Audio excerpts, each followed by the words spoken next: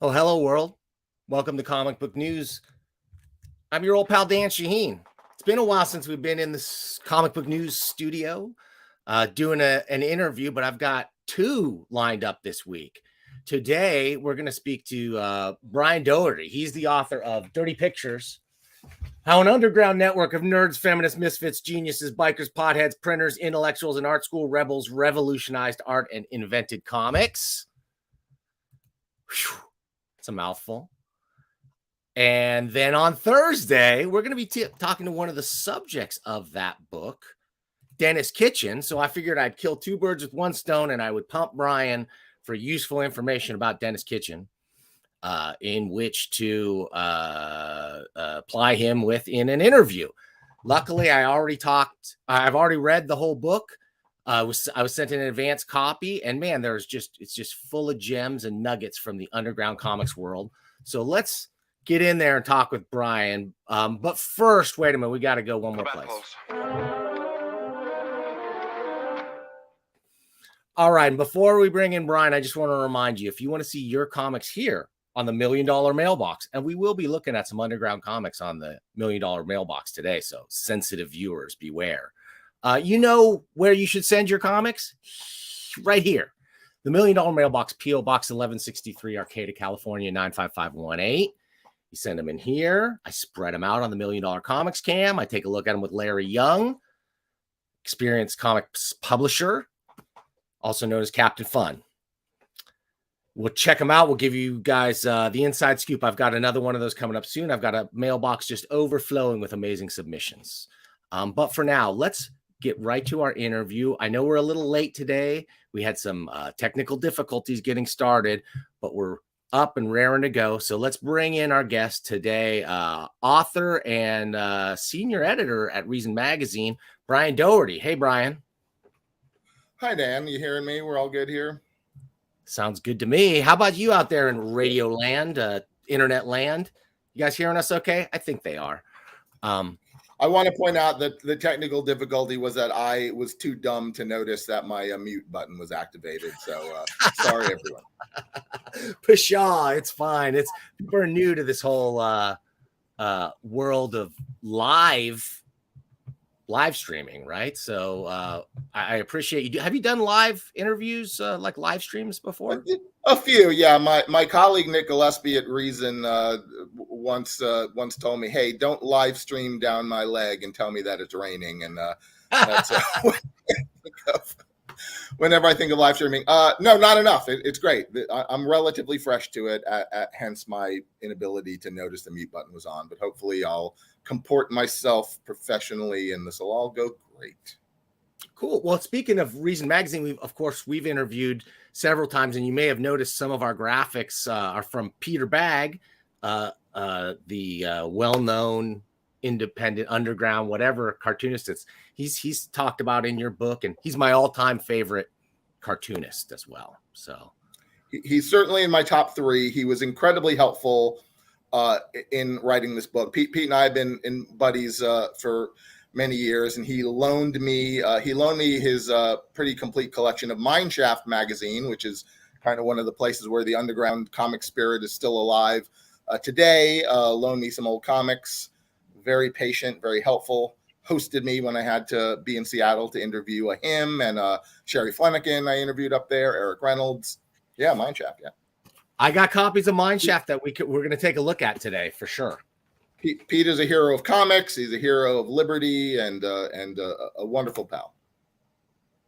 Absolutely, and just a funny dude and super helpful and so important such an important part in this tapestry of the undergrounds that you weave. I mean, Weirdo has really come into prominence, especially with that new book that came out last year, really started to achieve like some recognition that I think it's pretty clear it really didn't in its time. It was a pretty controversial book at the time. Yeah, I think the Weirdo crowd and the Weirdo fans, I think, almost enjoyed, being the filthy little brother or whatever. But yeah, as a bridge pivot between what was understood as underground comics versus what came to be understood as alternative or indie comics, it's indispensable and stayed, I would say, a little bit more on the underground edge, but also brought in, some of that more, this whole question of like, well, what is the distinction? Why were independent adult, whatever you want to call them, comics? Why were they underground in the 60s and 70s? And why did we start calling them alternative or indie or whatever in the 80s? And a lot of it is kind of the business realities of it. Like we associated the underground with a certain set of companies like Ripoff and Kitchen Sink and the Print Mint and Last Gasp, some of which went away entirely, some of which kind of pivoted out of comics. There was a new set of publishers, but there was also a new mentality, which I kind of credit in the book. This will be a great 30-page article in, the Journal of Comixology, my imagined academic journal of comic studies about this. But I allude to it in the book that I think the Hernandez brothers brought in a sort of the sensibility of the literary short story or novel to, adult comics in a way that most of the writers of the actual 60s and 70s undergrounds didn't really have. And I think Pete Bagg actually is a great pivot point, as he had the kind of antic grotesquerie that still looked very underground, but the literary intelligence and the characters he developed with the Buddy Bradley story that I would say is, I don't want to say higher or lower, but it was a different level of literary sensibility than you commonly found in 60s and 70s undergrounds.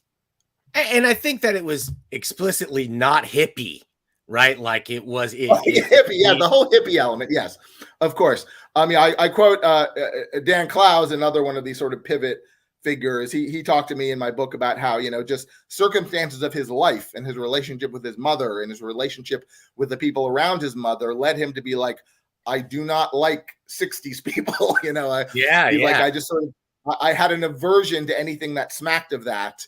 And I think it kind of kept him from appreciating some of that stuff as much as he grew to appreciate it as just a guy who liked good comics. But yeah, that was definitely a thing. The 80s was the late 70s and 80s was the era of punk, and punks did not like hippies, and a punk who actually is really into music might later go, you know what, Led Zeppelin and the Beatles actually were pretty great bands, but I had to push back against them. That was, yes, you want to do your own thing. No young artist in any field really wants to feel like, I'm just doing more of what the people were doing 10 years ago. It's not a exciting thing for a young artist to feel. Yeah, absolutely. I think that it's funny, though. It's ironic in a way, because it's like Crumb himself was very anti-hip, anti the phoniness of hip. Yeah, I want to point that out. Obviously, there were, the late 60s, early 70s undergrounds were full of hippie signifiers, but almost universally, they were being mocked. The people doing these comics were satirists. They were children of mad. Yeah. But they were satirizing, it was no fun for them to, we're not going to satirize, Nixon or satirize, what's on TV. That's been done. We're going to satirize what's around us, which was a counterculture. There's almost nothing you can find in the undergrounds, especially any underground that anyone now would still want to read, that's embedded in hippiness in a super pro way. Like they were, sure, the Fabulous Furry Freak Brothers they're hippies, but they're absurd caricatures. They're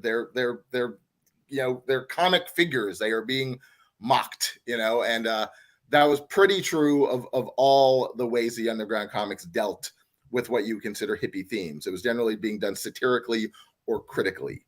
There are some exceptions, but yeah, and I like the Freak Brothers in the sense that they portrayed different aspects of hippiedom and of I should say of counterculture, right? There was the sort of they were just it was more anti-establishment than it was, say, pro hippie love movement or something like that. And there are a lot of cynicism in those comics as well. I mean, they were very classic clowns, and their classicness, you know, we can see by how people still love them today. There's cartoons about them, Fantagraphics is re-releasing them, like that stuff still resonates with people. And I think it resonates more because of just they were classic, absurd comic archetypes who happened to come out of the world of hippies.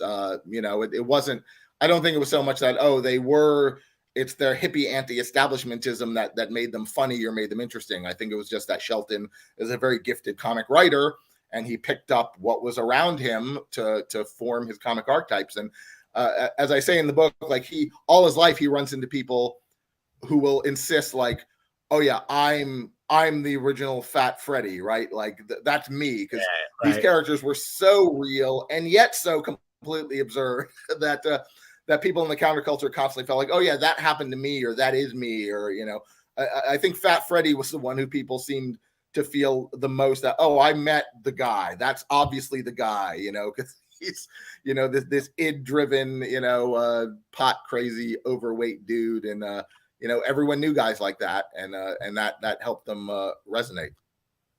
I really thought too that and you go into him a lot, Dave Mavrides and his contribution, and I really think it elevated the Freak Brothers above. Like, it was great. The Shelton stuff is great, but then the Freaks Abroad story alone is like one that, like, it just took it into another level, something really anybody could enjoy, and they became just characters in this epic saga that I thought really, you know, Mavrides was talk a little bit about him, because he was the last of the guard and the last Zapper. Right. Yeah. Paul Mavrides actually is perfect, because he thought of himself more as a punk. Like he was a fan of the early undergrounds. Right.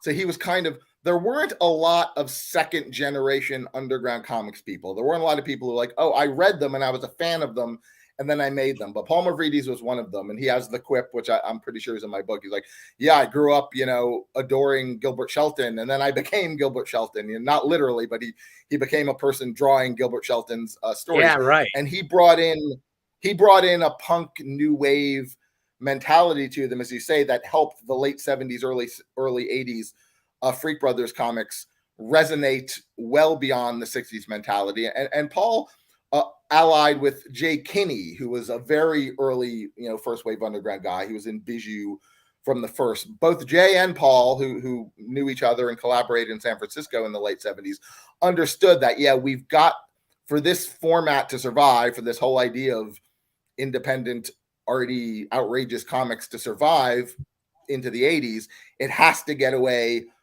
from the hippie signifiers. And they did that great comic, Anarchy Comics, in the late 70s, which was one of the best sort of meldings of serious politics and both serious and hilarious comics. I highly recommend seeking that stuff out. PM Press, I believe, did an anthology volume of them a few years ago. That might be easier to find than the original comics. So yeah, Paul Mavrides and Jay Kinney were very conscious of the need to bring punk ideas, new wave ideas, anarchist ideas into comics, and they did it very well.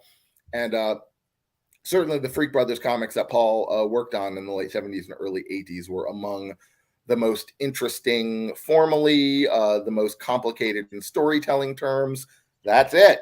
Great book. And yeah, that story, you know, the story where they, it's funny, I got one of the few people I did get to meet in interviewing this, because I wrote this book mostly during the COVID years, right? So I had to do most of my interviewing by phone or Zoom, but I did about 10 to 12 people I got to meet in the early days. And so Paul Mavrides kindly invited me into his home for the interview, and his kitchen where we sat and did the interview actually appears in that really weird Freak Brothers story where I believe the conceit is that they finally are not high, right? And their world changes from the cartoon version of them to real photos of real people, and they're sitting at Paul Mavrides' kitchen table. So I actually was in a space that was a Freak Brothers cartoon. It was a fascinatingly liminal experience. And a slightly more obscure but also super brilliant underground cartoonist of the late 70s, early 80s generation, Hal Robbins,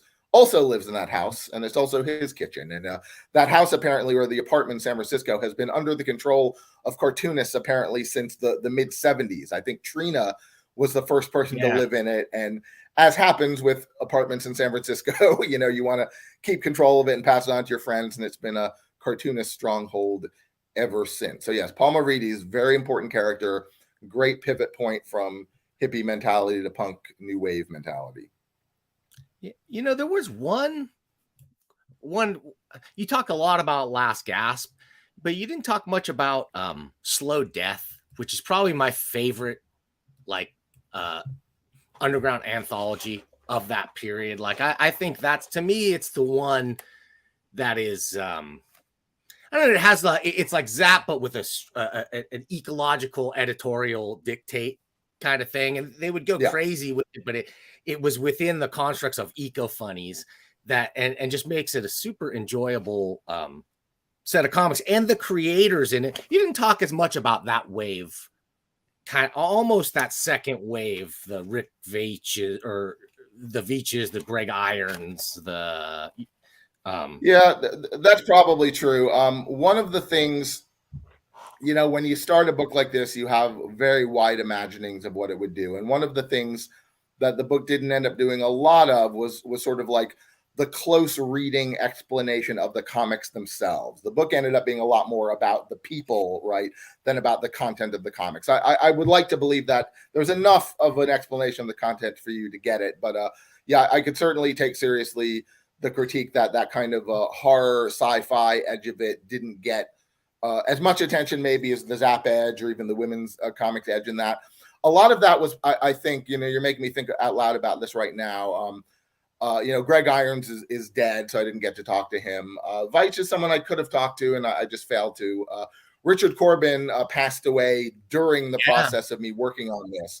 And I was working on him, and I don't know that it would have worked out with Corbin even had he not passed, because John Cook, who did that amazingly detailed book about Weirdo, was talking to me about how he had been trying to get Corbin to sit for one of these life-spanning interviews for a while, and Corbin did not seem that into it. So yeah, a lot of those figures I didn't actually get to meet or talk to. That might reflect it a little. Honestly, it's probably a little bit reflects that Slow Death is not like my favorite underground. But I do, there is a chapter, I don't want to, Slow Death is certainly mentioned, and there is a chapter that's focused on the horror sci-fi people. But I could take seriously that Slow Death was a title of great importance that perhaps deserved more attention than I gave it. I think it might have been also part of that disdain of the auto-bio or reality guys had against sort of like sci-fi stories and bringing in tits and rocket ships. Right. That's right. Like you talked exactly. about. Like I hope you find it like I sort of write about, Bill Griffith of Zippy and Young Lust fame. He was at war with those people. Like Griffith and Spiegelman really like hated being lumped in. It's kind of like goes back to EC, right? Like EC was sort of the source, but for people like Spiegelman and Griffith, it was kind of really just Mad, and then maybe the Kurtzman War comics, right? That was what they loved.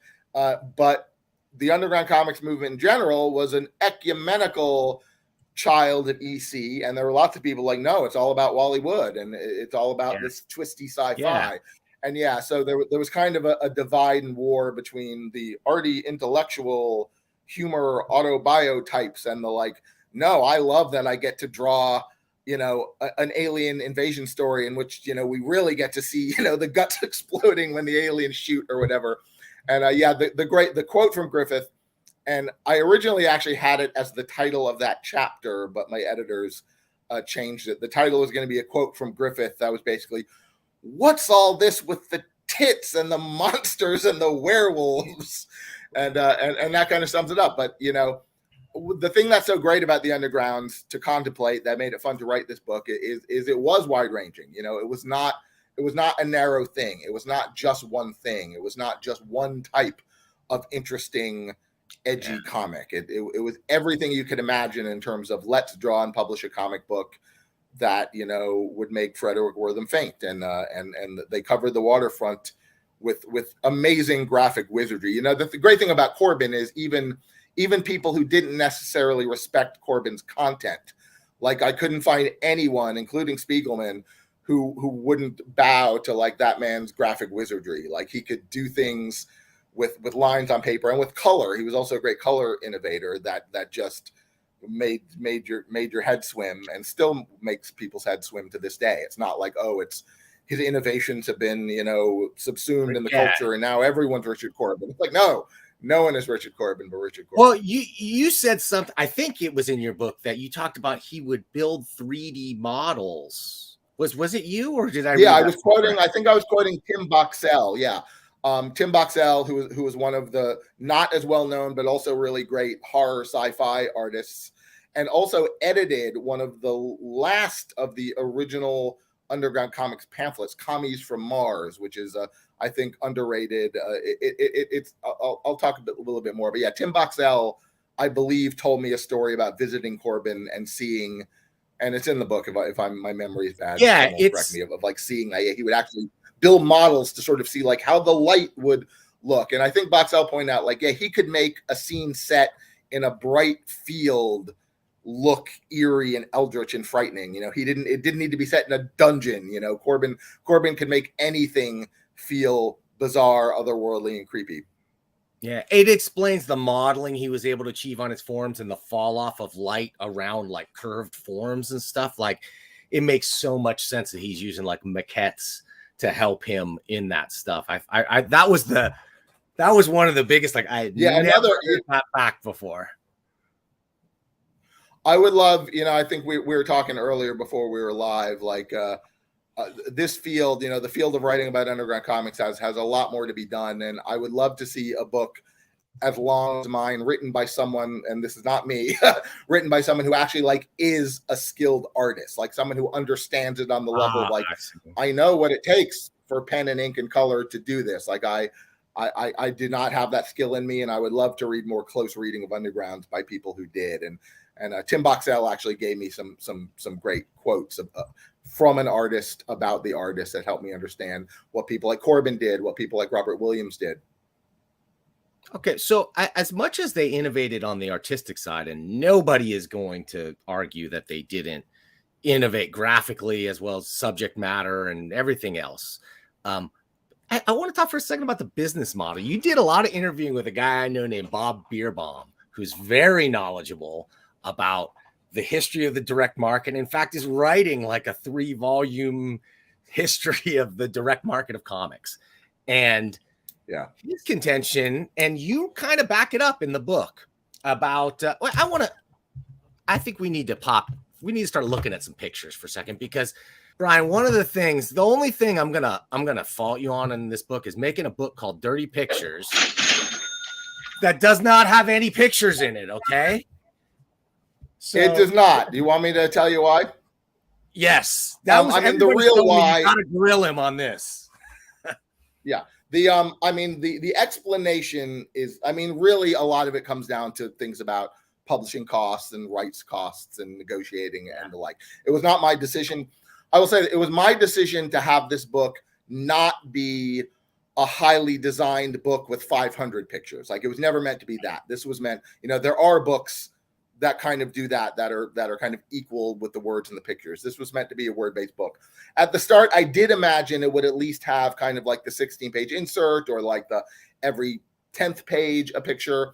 Some of it was cost related, but what my publisher said to me, and I had to agree, was right, is like, look, we're in an age where everyone, or 99.9% of the people with this book in their hands, are 2 seconds away from a profusion of images connected to every single name of this book, far wider than anything we could have selected, far richer, reproduced better, So I get why people might, they're reading about Rick Griffin. They might want in that same little thing to see what Rick Griffin looks like. But the internet is your friend. I'm sorry if this upsets anyone.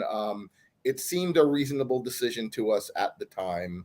And I hope no one is too offended. And I want to defend the title as well, actually, because I know that certainly some of the people in the book don't love having their art and their career and all their wonderful achievements reduced to something, as vulgar as Dirty Pictures. But my defense of that is, like, as we were talking, the the things that underground cartoonists did were very varied. Their reasons for doing it were very varied. Their ambitions were varied. Their genres were varied. So literally the one and only thing that unites every single person in this book, the one and only thing, is that they either drew, published, or distributed what the mores of their time called dirty pictures. So I think it's defensible on those grounds. And also we just, my publisher came up with it, but I agree to it. It's hopefully eye-catchy. Hopefully it's intriguing. We want to sell the book. We didn't want it to sound like a textbook, like underground comics, blah, blah, blah, blah. We wanted it to sound blah, blah, blah, zingy. And hopefully it does that. And if anyone is offended, I'm sorry. But you did draw dirty pictures. You did. Well, we could take a look at, I was going to say we could take a look at them, some of them. And because there's such a varied amount of style, everybody kind of knows a Robert Crumb drawing when they see it. But there's such a varied style. I would bring up, Zap. I've got the 5-6 volume set that only assholes like me get. Because, and then I got it, and I immediately had buyer's remorse because it's not as fun to read this as it is to read just a single issue of Zap. I wish they reissued all the individual issues as floppy issues again. That would make my year. Right, as floppies. Yeah, that's a great controversy in this whole field. And, Jay Lynch, a very important character in this book, and a very important character in the researching of this book, because Jay Lynch was a pack rat, and Jay Lynch kept every letter and every publication he ever received, and Jay Lynch kept them till the end of his life, and Jay Lynch gave them to Ohio State University's Billy Ireland Center. So I got to spend awesome, delightful dozens of hours reading, Jay Lynch's mail, and it was exciting. And Jay was very into this stuff. Peter Bagg kind of carries out this spirit. This stuff is meant to be read on the toilet, and you can leave it on the toilet tank behind you, and that's what it's for. Jay even hated when the model became the comic book shop. He's like, it shouldn't be a special trip. Comics should not be that. They should be an accoutrement in your life. And I like that attitude. But I also, I like most real comics people, I'm torn. I love everything about it. I love crummy newsprint and, rotted, wet pamphlets. And I love that, this stuff is being preserved in archival quality 500-page box sets that I cannot afford, and move forward in the next generation. I love everything about it. Like most comics people, comic creators and fans, we've got a lot of paradoxical thoughts twirling in our head and haunting us. And yeah, that whole divide between is this a vulgar populist art, or is this a museum art? It's both. And which is more important? You ask Crumb, he's like, yeah, it's great for me in a way that my stuff ends up in museums and galleries. My work sells for more. Then of course he'll also add, yeah, but the gallery people, take half. So, yes. But he's like, my stuff is not meant to be looked at on a wall of a museum or a gallery. That's not what I did it for. I did it to be read, in a cheaply printed pamphlet. And, even with Weirdo, he made a small concession of Weirdo because Weirdo is the size of a magazine as opposed to the size of a comic book. But it was still the newsprint. It was still paper. It was still stuff you could roll up and stick in your pocket. And that was important to Crumb. And it is a shame, that if you want to read Zap now, it's, the easiest way to get it is in a expensive hardback. Though I also got to say, especially Williams's pages and Spain's pages, it's kind of awesome to see them that big. I do love seeing them that big. So a real fan should have it all. A real fan should have every original pamphlet and the Fantagraphics box set. Come on, spare no expense. I only got so much money. Well, that's why I wanted to say this is one of my favorite books, the Book of Filth, Bible of Filth, rather, Robert Crumb Bible of Filth. Nice small edition of some of his filthiest comics for sure. Wait. What I wanted to mention, I brought up the direct market. Before I forget this, what I wanted to say was that Bob Bierbaum, his contention is that it was the underground guys, and really in your book you zero in on Comix book as being one of the first times that artists retained their copyrights on the material that was published by a publisher, and that this was the first domino in a chain that led to greater creative rights and royalties and IP ownership, etc. What do you think about that? Do you, I owned a comic book store. And I talked to a lot of people. I've talked to like Steve Jeppy and other distributors, former distributors, current distributors, and a lot of retailers. And I feel like they pioneered the direct market model. It was just maybe before its time, before Phil Suling took it and ran with it. Yeah, I'm not going to say anything definitive about the beer bomb thesis. There is something to it, like certainly in the case that the people selling and distributing underground comics were doing so in the same manner that Suling later brought to mainstream. They were selling them non-returnable. They were, they were more like books. They were treating them like books. And as I understand it, I never got to be in a head shop in the late 60s or early 70s. But my understanding is that they sort of sold like books. They would just be there. You could find them years later, sort of maybe more mildewy and with more Dr. Bronner's stain on them. So yeah, the underground did that thing first. I know a lot of people who argue against Bob will say that, yeah, but it wasn't a direct line of continuity. It wasn't like the same people or the same lines of distribution. So I think both sides have a point. I think you need to understand the comics market of the 70s granularly in a way that Bob does, and in a way that I do not, to like have an authoritative statement about that. But I think it's intriguing. It's good for it's good for the importance of my book to believe that, everything about the current comics market, including the way manga and Marvel and DC and Image are sold, can all be rooted back to the print mint and Zap One. And there's a sense in which that's correct. And there's a sense in which you could argue, it was the same concept, but not, not the line. It's very hard to discuss this, which is why I think it gets so controversial when Bob says what he says and people push back on Bob. Bob was an incredible source of information. At a certain point, I had a real long interview with Bob, and then I wanted a round two, and he didn't make himself easily available for the round two. But I got a lot of Bob, and I very much hope that Bob finishes the books he's working on, because like the world of comics historiography wants to read those books and needs to read them, and Bob seems to want to be, there's both the Comic Book Shop Wars and his books about Rick Griffin. Bob is very thorough, and Bob wants all of it there. And I hope maybe at a certain point, like the great thing about me writing this book for Abrams is, I had a commercially imposed deadline. I just had to finish it. More time, you can make it better. Like absolutely. Any written work, any work of history, you can always take more time. You can always make it better. But, better, that quest for perfection, is meaningless if the thing never exists at all. So in a certain sense, with works of history, like done has to become better than better. You have to go the quest for better is damaging what you're trying to do if you never get the thing out there in the world. I guess that's a plea to Bob in a way, not that I have no right to ask anything of Bob Bierbaum, but I do hope he gets these books out.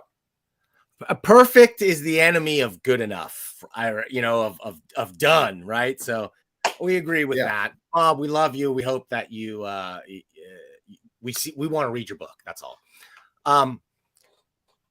The other thing I want to talk about with you here is it's really interesting because this period of comics, the 60s and the 70s, was also, that was the period when most people, if they're thinking about comics, there's going to be a lot about Jack Kirby and Steve Ditko and, of course, Stan Lee. And, none of those guys are mentioned except Stan, and only really in the context of this book. Now, in the interest of me stealing info from you to use in my interview with Dennis Kitchen next week, would you tell me a little bit about what you remember about this? Because to me, this was interesting in that Dennis Kitchen struck a deal directly with Stan Lee. It says right here, Stan Lee is listed as the instigator of this thing. Stan Stan had been pursuing, Dennis was There's your a pal Marvel Tim fan. Boxell. Dennis. Yeah. Oh, yeah. Tim Boxell. Great. Very helpful guy. Great artist. So Dennis was an ecumenical fan of comics, as anyone who follows his career knows. He just loved great cartooning. He was a Marvel fan. He was an early Marvel collector. I recall him telling me stories of, he sort of had all the valuable ones and he kind of sold them too early and all that. So he would send his comics to Stan, and Stan liked them. And Stan, I think as early as like 70 or 71, was kind of nosing around Dennis, like, you're a bright guy who seems to know publishing and seems to know comics, and kind of wanted to figure out a way to slot him into Marvel. And then by 73, when the underground comics industry was kind of collapsing for various reasons that are discussed in the book, Dennis was finally like, yeah, I want to keep running Kitchen Sink Press. I want to keep running the whole Krupp empire, but a salary job producing a magazine of great cartooning in the underground tradition for Marvel sounds like a great idea. And Dennis was brave enough to have given all of the papers related to his company to Columbia University, so researchers like me were able to read them. So the story of Comix book and stuff related to Dennis is highly reflected in the book, because Dennis made it easy for historians, like journalists like me, to understand them. So there's a lot of details about Comix book in the book, and one of the little details is that the Artie, the literally Artie as an Art Spiegelman, and Artie, right, the concept of Artie, sort of right here, people, right here. They kind of rebelled. They rebelled against it ultimately. Spiegelman actually allowed the original 3-page Mouse to be reprinted in issue 2 of it, which is a great little bit of comics trivia. That Mouse, the book that completely upended comics and what they meant in our culture, that like the root source of that appeared in a Marvel Comics publication in 1975, a weird bit of trivia. But they kind of turned against Dennis, and they turned against the concept, and the struggle with Stan Lee and Marvel to get Marvel to honor their trademarks, and to get Marvel to honor their copyrights, and to get Marvel to give them their pages back took a while. Like at the very start, Marvel had this really insane little policy, which to me is almost like a slap in the face. And the exact figures in the book, I might get it wrong, but it's like, we'll give you like 25% of your pages back. It's like, what? Why? Like, what are you going to do? Yeah, so right. What Dennis did, Dennis told the artist, he's like, look, guys, here's how we get around that. Don't give me your pages. Just make a reproducible stat, and that's what Marvel will get. And then Marvel never has your pages, and so we'll get around that. So Dennis, to me, was doing everything he could to be like the guardian of the integrity of the undergrounds with this publication. Like, he took them into the world of Stan Lee and Marvel and major newsstand distribution. 200,000 copies of these were being printed. The sell-through, no one really knows for sure, but like it could have been as good as 40. It wasn't great because Marvel canceled it, but it could have been as good as 40%. And if 40% of 200,000, pretty much like only comics like Zap and the Freak Brothers were being seen by that many people. So this really got the undergrounds out there, which of course also made everyone really want to debate about the quality. Like, everyone was kind of mad at Howard Cruz then, because Howard Cruz's work was too cutesy. And Cruz went on to be, I think, an undeniable giant. Like Stuck Rubber Baby is absolutely one of the greatest graphic novels of all time. But in the 70s, they're like, oh, he's too cutesy. It looks like he should be in the daily paper or whatever. So yeah, it became a subject of great controversy. I still think a great comic magazine. It kind of inspired Arcade as sort of a reaction against it, in a sense, from Spiegelman and Griffith.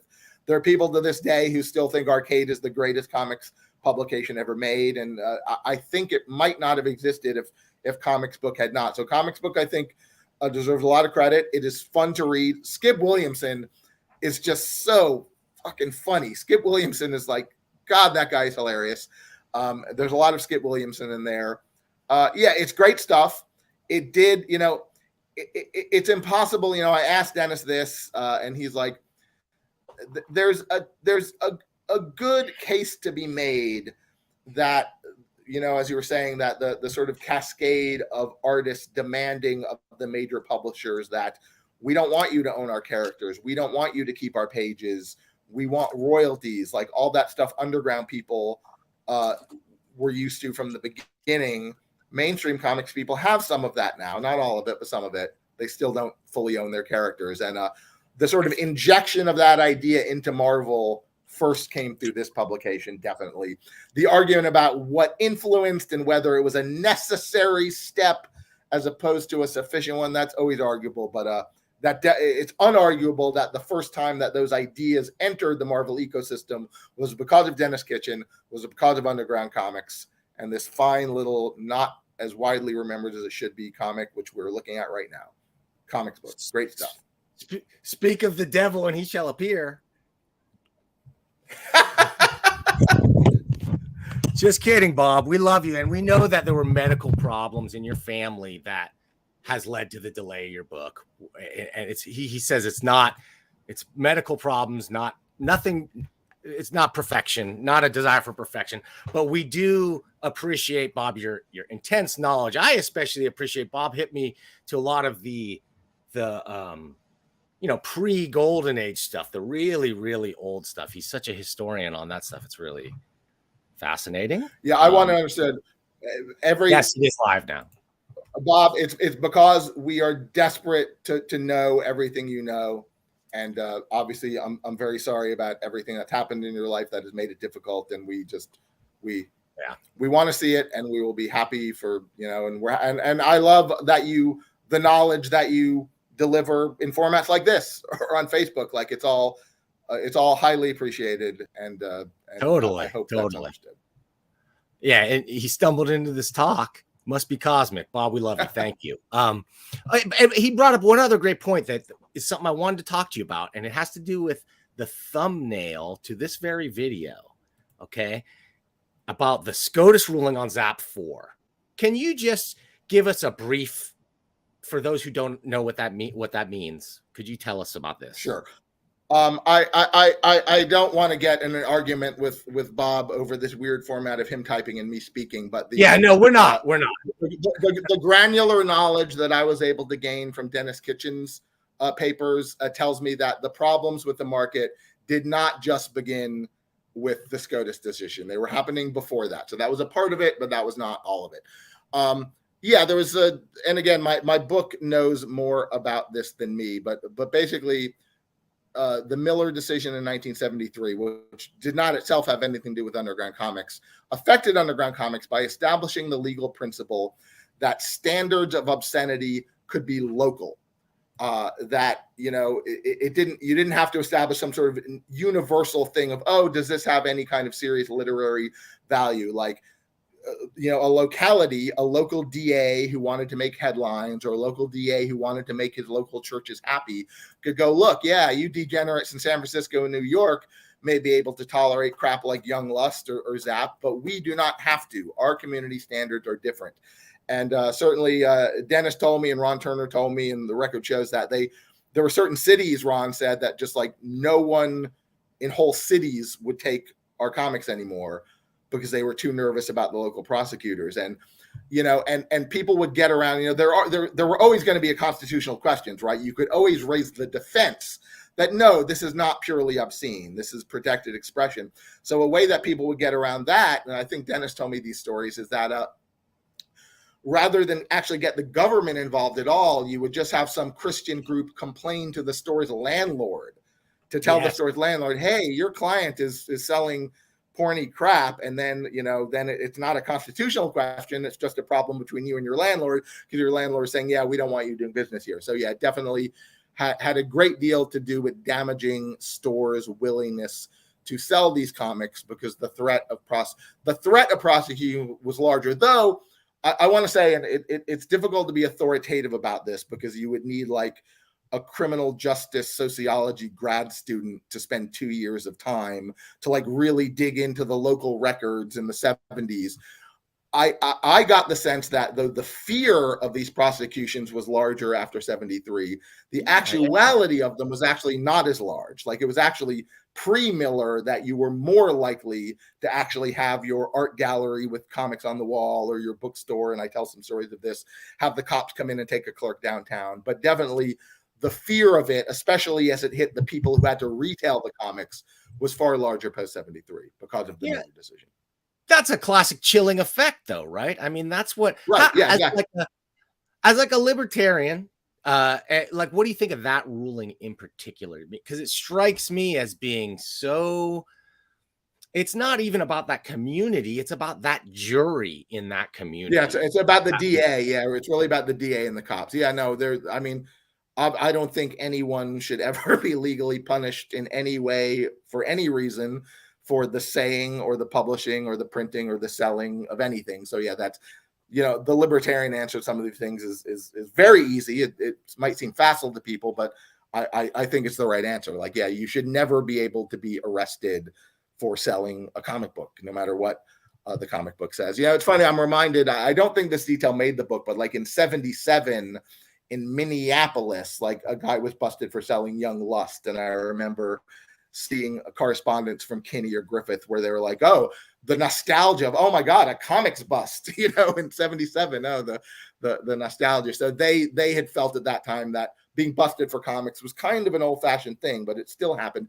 Weirdo, the case that the Comic Book Legal Defense Fund arose out of in 1986. Weirdo was being busted. And I quote in the book what I consider a very hilarious bit of of the judge or the lawyer like describing a page in Weirdo, in verbal terms, and it just seems so absurd. And the judge's decision was more or less, well, this stuff is completely insane and nonsensical and terrible, but I'm not sure it's obscene. It's just terrible nonsense. So we're not going to arrest you for selling it.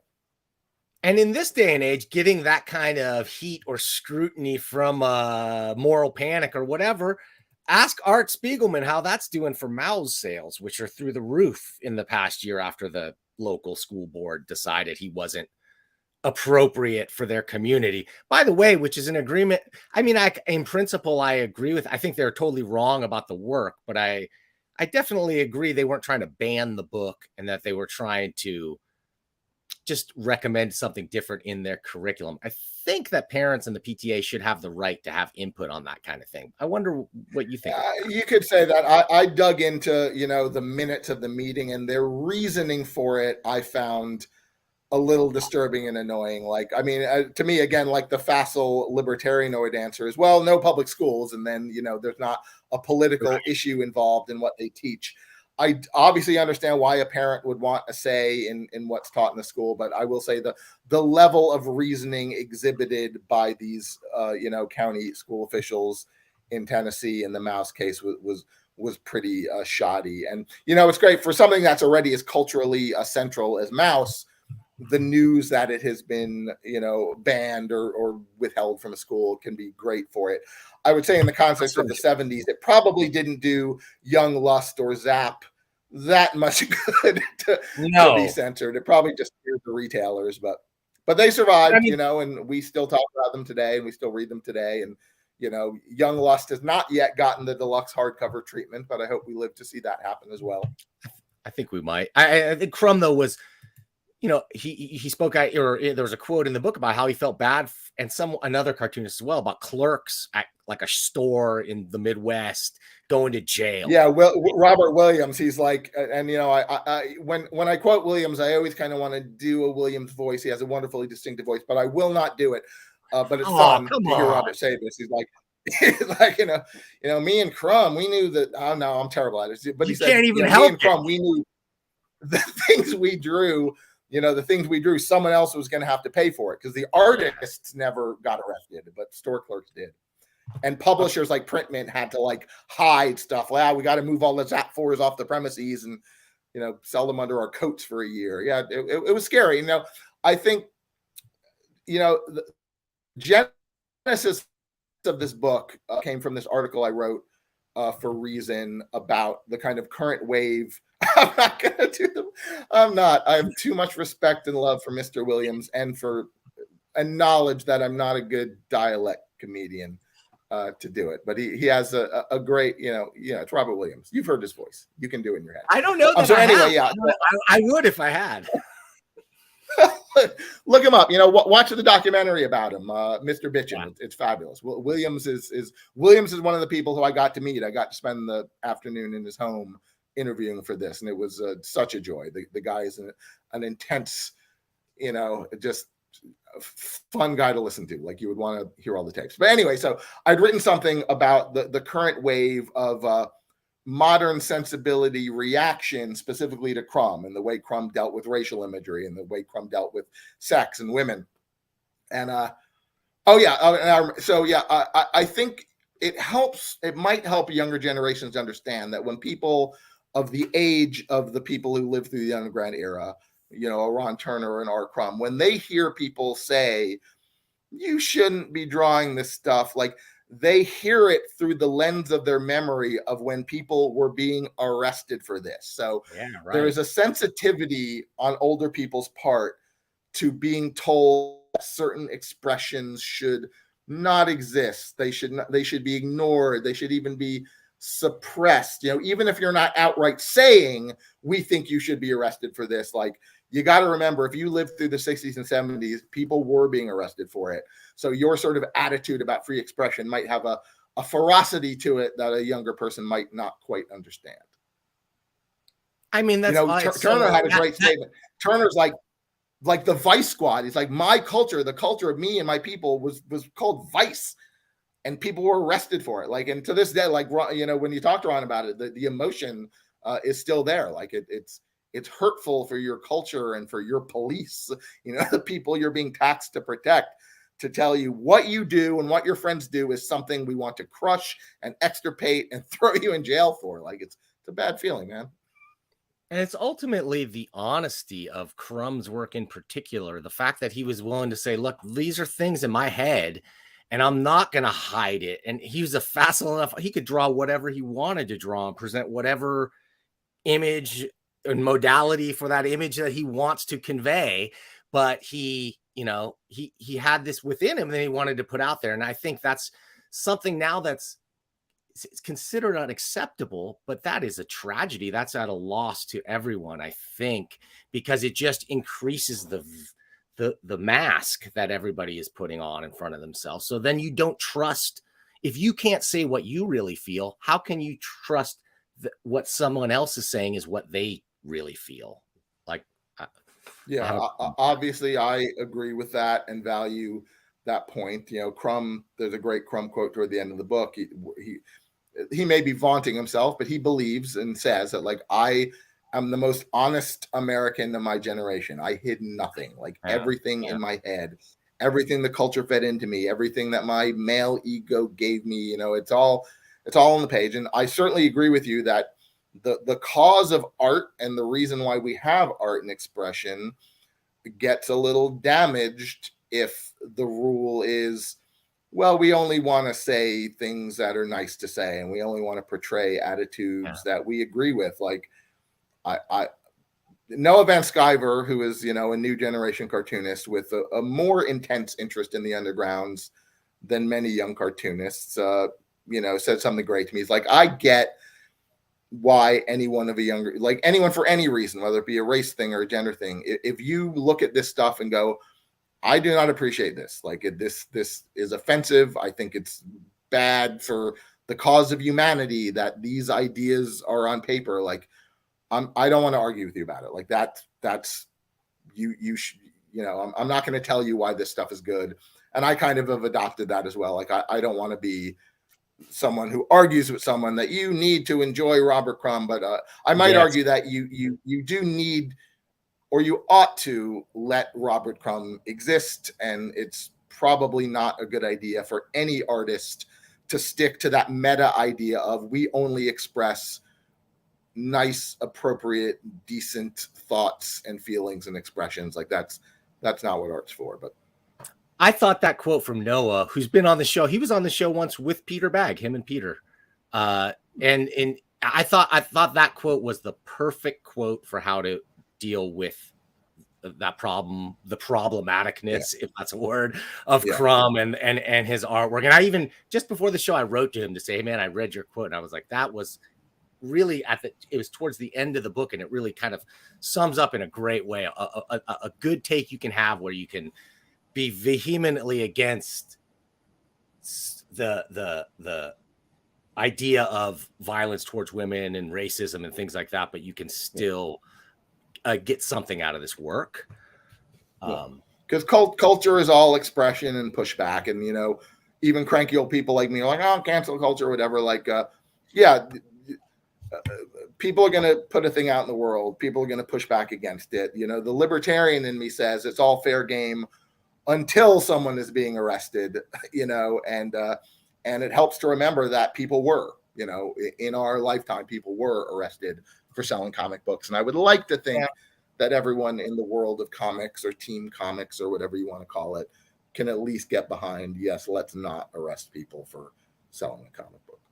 Yeah. I mean, though, although in the kind of the libertarian world, I guess the idea of the landlord being able to make that decision is probably morally correct, right? Like it's their property. I mean, yeah, I don't like it. It sucks that a landlord is going to take that kind of a picayune interest in what his people are selling. But sure, if you, I mean, to me, it's like, if you believe that you should have a property right over your property, you understand the concept of why it's good that human beings have the ability to have a space that is theirs to control. And if you're renting, you have certain rights that are hopefully defined in a well-written lease and whatever. But yeah, if a landlord's like, yeah, I do not wish to rent to someone selling what I consider a porny comic, I think it's regrettable that people make those decisions, but I can't say they don't have the right. Okay, so this brings me all around to what this is a question I've been trying to answer, Brian, and maybe you, with your journalistic chops and connections, can help me get to the bottom of this one. Okay, I'm going to show you. This is the image from our thumbnail. This is our thumbnail. And do you know where that image in the background comes from? Oh, it's from that Chippendale movie, right? Correct. Yeah, people have asked me this. You know what? I obviously interviewed Crumb, pretty extensively for this book, but we are not like in steady communication. I did not form a palhood with Mr. Crumb. I would have liked to. So I do not know the answer. I have to presume the answer is in his age and with his family, that he was just willing to take a payoff that the R. Crumb of the 70s and 80s would not have been willing to take. And but I do not know. I have no knowledge. Like I doubt Disney pirated it. I believe Crumb to still control the trademark. And so, but I do not actually know, because I have not talked to Mr. Crumb since this happened. But that is my guess, is that they gave him enough money and he's old enough and mellow enough and has a family and has kids and grandkids that he's like, yeah, maybe I'll just take the money. Maybe. The whole Mr. Natural thing, it is funny. There was a lot of complicated legal history, which I wanted to become an expert in, but it became like, yeah, this is like a semester of law school to get to the bottom of it, of legal fights over the trademark to Keep On Truckin', particularly. Yes.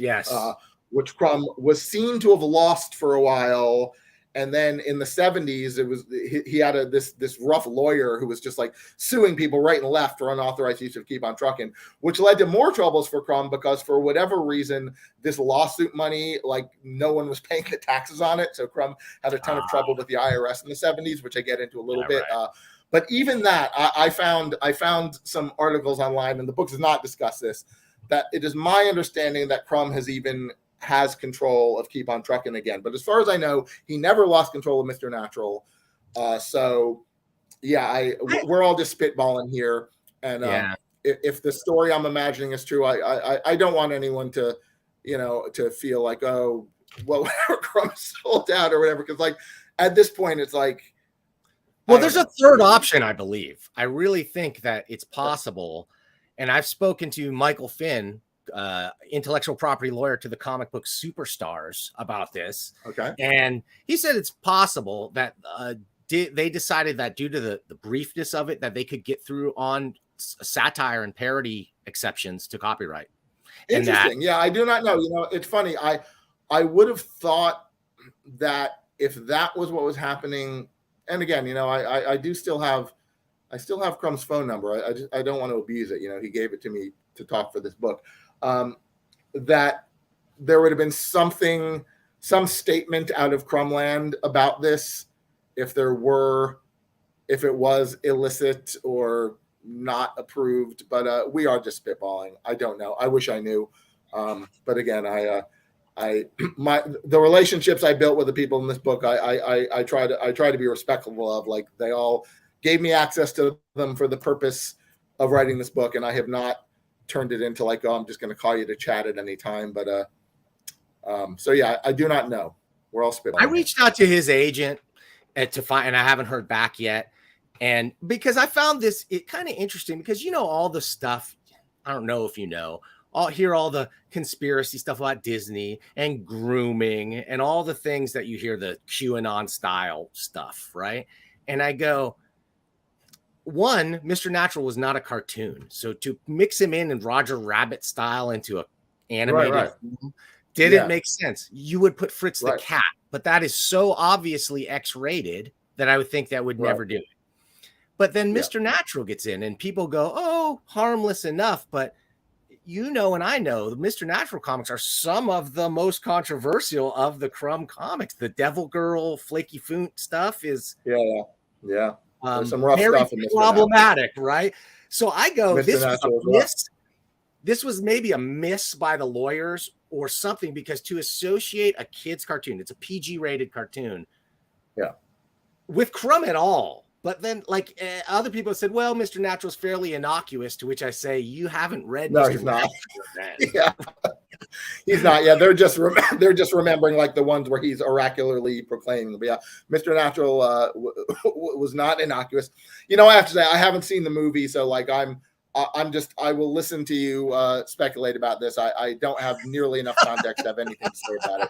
Haven't seen the movie. Don't know what Disney was thinking. Don't know what Crumb was thinking. Yeah. If anything, like you say, maybe Crumb had nothing to do with it, but I do not know. I appreciate your indulgence, because it was when reading your book about how Crumb refused to be in Comix book, ostensibly because it was a big corporation or what have you, published by Marvel, although Marvel's name is not anywhere on it. I just thought that seemed incompatible. But your point about it's a much older Crumb with more obligations, that makes sense too. So it's still a mystery. Yeah, to me, bro. One of the aspects of Crumb's personality, and I don't think I'm talking. He expressed this, I think, explicitly himself, is he feels very put upon. Like, in a lot of his life, he just feels like all these people want things from me, and I kind of am a people pleaser deep down. Like, and I do what people want of me. My Zap comrade did not want us to let in new artists, so we didn't, even though Crumb wanted them to. Bakshi wanted to make a movie of Fritz the cat. Oh, the guy just badgered me. Oh, he got my wife to, whatever. Probably the fact that Crumb even like interviewed me, let me interview him for the book is the same kind of thing. It's just like, oh, you're bugging me, Doherty. Okay, yeah, whatever. Like, for a while, he did not let that go so far as to let corporations use his trademark. So at the start, he did. He had bad experiences, which led him to that. Like, Viking Press and Ballantine, two major New York publishers, both published in the late 60s book editions of Crumb's cartoons, had comics from Viking and a Fritz the Cat volume. And then he let Bakshi do the movie. But after that, he's like, I don't need it anymore. I don't want it. I think the next thing he did that had anything to do with a major corporation was probably that kitchen sink little brown coffee table book in the late 90s. And then, he did Genesis with Norton. So he sort of, it was kind of like from 73 to the mid 90s was the height of the no sellout Crumb, the Crumb who only wanted to deal with Dennis Kitchen and Ron Turner, and Don Donahue and the print mint. Like, these were the only businessmen that Crumb wanted to deal with for a long time. But yeah, he may have mellowed. But again, we are both speaking without all the knowledge we need. Read the use of Mr. Natural in that ridiculous Disney film that I have not seen. Fair enough. So I want to, I know you're a busy guy, so I want to get you out of here, but I want to end this, maybe talk about my favorite character in your book.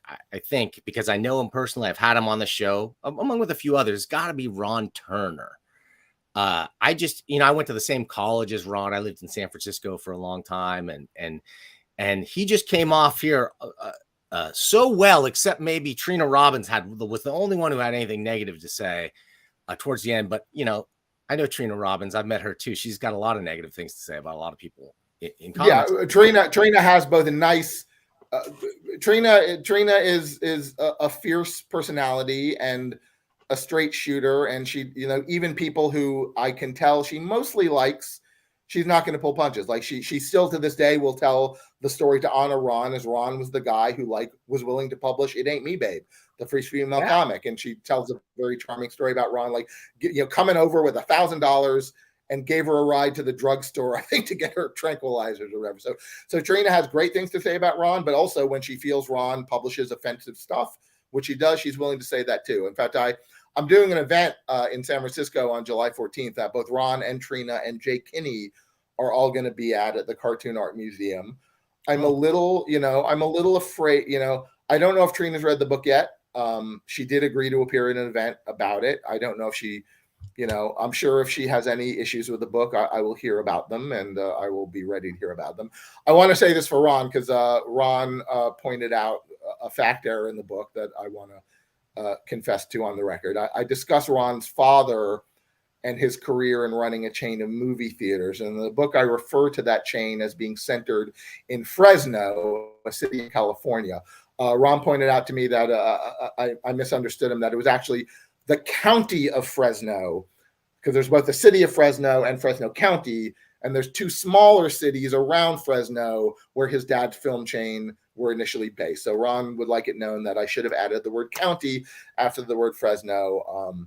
And I want to add that. Yeah, Ron was a delight. Ron was one of the people I got to meet in person. Ron and I have a very close mutual friend who sort of buttered that's the wrong metaphor, smoothed the path to me meeting Ron. So I got to meet Ron in the Last Gasp warehouse, which was very colorful. One of the tragedies of the fact that I didn't get to meet most of the people is I didn't use a lot of that physical color, right? Since I only met like 12 people, I felt it would be weirdly unbalanced if I'm a lot of description of the Last Gasp warehouse, or a lot of description of Robert Williams's house, or a lot of description of Barbara Mendez's gallery, when the vast majority of characters don't get that physical color. So I kind of cut all the physical color. But the Last Gasp warehouse is an amazing place to be. Ron collects old circus memorabilia and Robert Williams paintings, and just like it's, he's into what do you call them? Secret societies and fraternal orders, and we're just a lot of weird, great shit in that warehouse. And it was fun to be among it. And Ron was incredibly generous with his time. I think, I don't remember if we said this on air or not, but I was begging Ron and his son Colin, who runs the company now, like, let me rummage through your files. Like, I really wanted, like Dennis Kitchen's business papers or Columbia, I got to kind of rummage through them. Last Gasp is the last of the great underground publishers that is still an existing business entity. And I was like, just let me dig through all your files. And Colin said he thought about it. I don't know how long he thought about it, but ultimately the answer was no, we're not letting you rummage through our files. But I hope some future historian gets to. And yeah, Ron has been there from the beginning. He's still there. He still cares. He's a great guy, and he was incredibly giving of information. A lot of fun. Yeah, he just strikes me as that guy who, he's that crazy grandpa or uncle that I always want you wish you had, man, who's into all the coolest stuff, but who's not a total asshole. Like, some of those guys can be just like unapproachable or very, he couldn't be a nicer fella. And all these stories in here about how he would seek out these kind of flaky artists and be like, no, look, you must, I'm going to publish you. Here's some money. Let me put money in your hands. Make this thing happen. And he described to me how sometimes they would flake out and not do that and keep the advances and everything else. And his that commitment to the culture, on top of his business savvy to morph into a distributor and to pull in other things, I think is what kept Last Gasp alive. I think he would agree with that. Oh yeah, absolutely. Like it is not still alive on Underground Comics by any means. No. Like, yeah, no one could have stayed alive on Underground Comics through the 80s, but he was one of the last to keep publishing the actual pamphlet form. I think Commies from Mars. I don't know if it was the last one, but Commies from Mars lasted through the late 80s from Last Gasp. And he was still doing like Hup from Crom. Like he remained dedicated to the pamphlet long after everyone else had given up. Yes. And then he figured out and Ron, the other great thing about Ron is Ron's stories are not usually like vaunting Ron. Sometimes, the old heroes of the counterculture the stories are all about them. Ron's stories are not mostly about Ron. Ron's stories are about the great artists and colorful characters whom he has been a patron to, whom he has supported, whom he's kept alive. As you were pointing out, he was one of the pioneers in, like, I'm going to give, advance, the concept of the advance that would never happen. That was a mainstream publishing concept, and he adopted it to comics. He kept Justin Green alive while he did Binky Brown, and comics were never the same. So yeah, Ron, super important. Yeah, he's one of the greats. I remember I would go around to the old warehouse on Florida Street back when they were still a distributor, and I had a comic book store, and I would just root around all the shelves and pull off old issues of like underground comics that were just sitting there, had been sitting there for decades. And if you go though to the Last Gasp site now, they've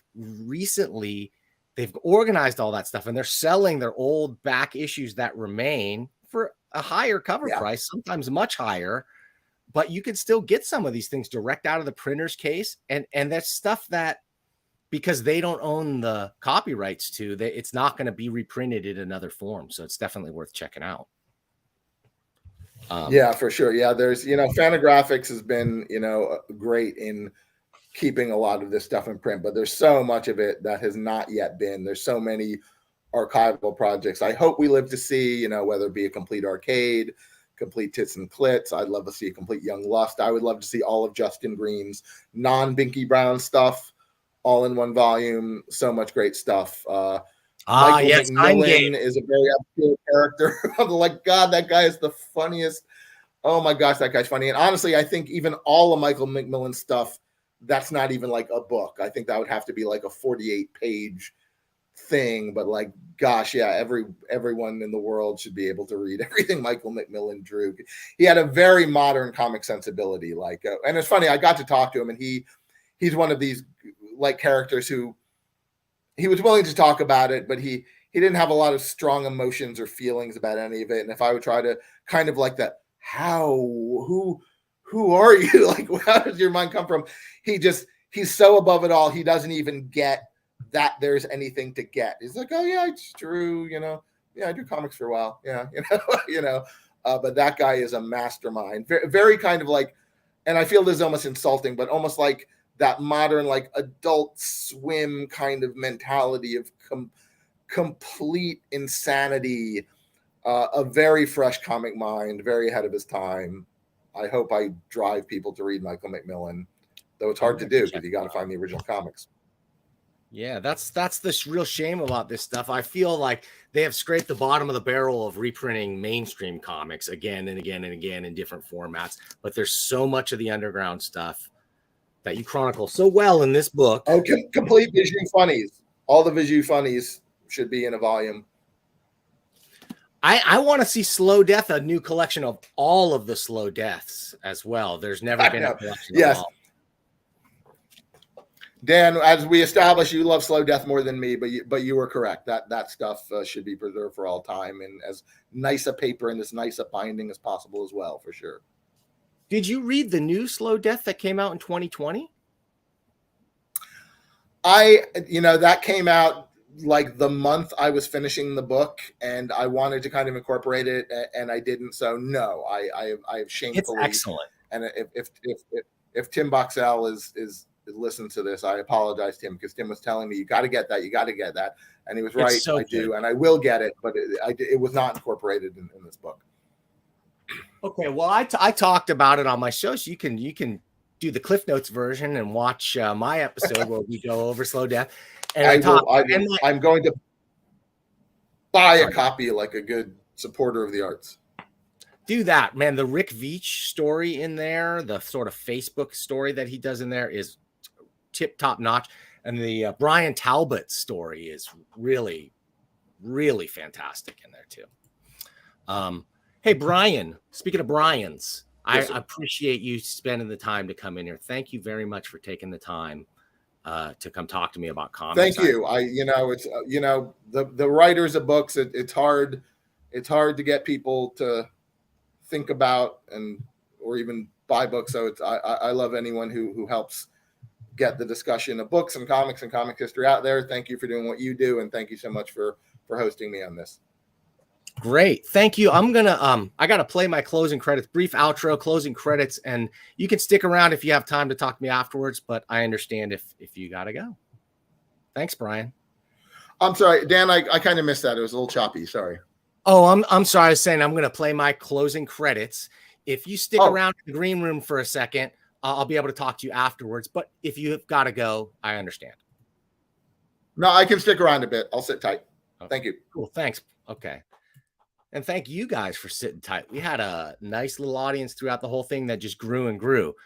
Brian is extremely knowledgeable about this era of comics in a way that I am not. It's really cool because it gives me another era of comics to dig into. And you can't just go buy graphic novels of all this stuff and catch up on your storylines. You got to hunt and peck and look around and check them out. I'm excited to do that. And I hope you are too.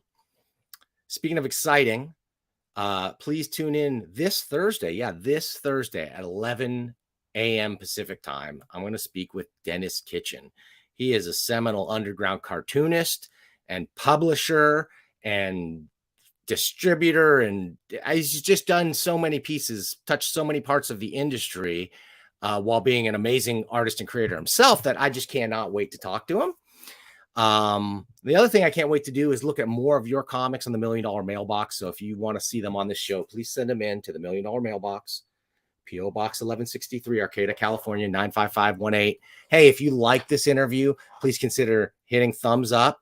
If you didn't, you can click thumbs down. I'm not going to hold that against you unless you don't leave a comment telling me how I can make this thing better.